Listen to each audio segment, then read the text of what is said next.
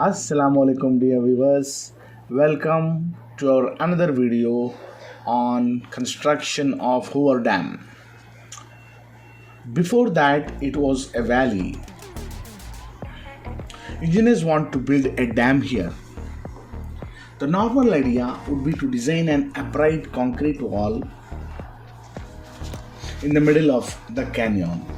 This is the Hoover Dam built by the United States in 1931.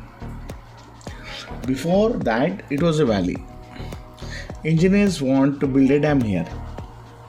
The normal idea would be to design an upright concrete wall in the middle of the canyon. But if this is the case, as the amount of water storage continues to increase, the pressure on the wall will slowly increase and eventually lead to the wall bending or even cracking. For this reason, engineers at the time came up with a way to make the dam curved so that the properties of concrete could be used to resist the pressure of the water. But there was another problem. When the water was high enough, the center of gravity of the concrete wall would be higher, and it was likely that the wall would collapse. So the engineers made the dam a curved dam with a wide bottom and a narrow top, which solved the stability problem perfectly. The first step in building the dam was to blast away the weathered rock on the surface, and then workers cleaned up the weathered rock on the surface to reveal the really hard rock layers inside. Deep trenches are then dug around the perimeter, and then workers stacked wooden planks to model the entire dam, followed by injecting concrete into it. If the concrete was routinely injected directly into it, the heat of the concrete would cause problems with expansion and cracking. Instead, the engineers proposed a stacking small pieces of concrete, placing a steel pipe in the center and injecting coolant into it so that the reinforced concrete dam would not crack or expand due to high temperatures. Next came the construction of a hydroelectric system for the lake dam.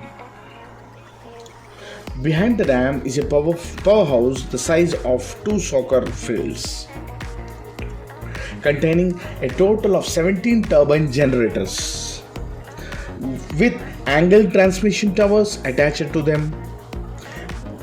Why are these towers placed diagonally instead of upright? Because of the slope of the canyon. Placing the transmission towers upright would cause the high voltage wires to touch the surface of the mountain to generate electricity through turbines. There must be a large enough flow of water.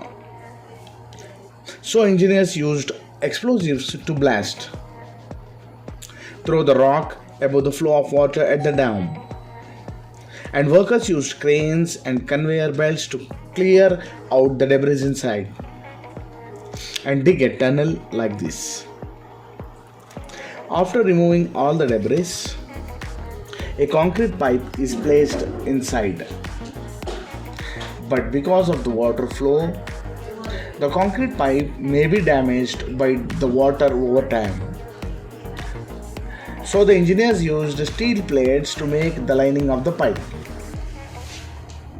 and laid a layer of steel structure in the middle of the concrete pipe. And each hole in the center was connected to a turbine generator. And at the time, because both the turbines and the generator were so heavy, they built a rope crane above them to complete the installation of the turbine and the generator. This large crane is actually made up of several pulleys and a specialized bracket below and 4 pulleys above. While the two motors are connected to the large pulley on the right, they are connected to ropes, and additional pulleys were used to create a landing mechanism. Back to the turbine generator part. Once the water flows through the tunnel into the turbine, it will drive the blades inside the turbine to rotate. The blades are uniquely designed to control the speed of rotation according to the size of the water flow. And the pressure difference of the water flow is the key to rotate the turbine. Above the turbine is an adjustment mechanism that controls the angle of the turbine blades to control the amount of water generated. Above the turbine is an oversized rotor, which is the key to generate electricity. There are coils and coils of copper wire wrapped around it. No permanent magnets are used here. So the electrons need electricity to generate a magnetic field. And a controller above control everything. This is all that's needed to convert the pressure of the water through the turbine generator into electricity at Hoover Dam by controlling the flow of water.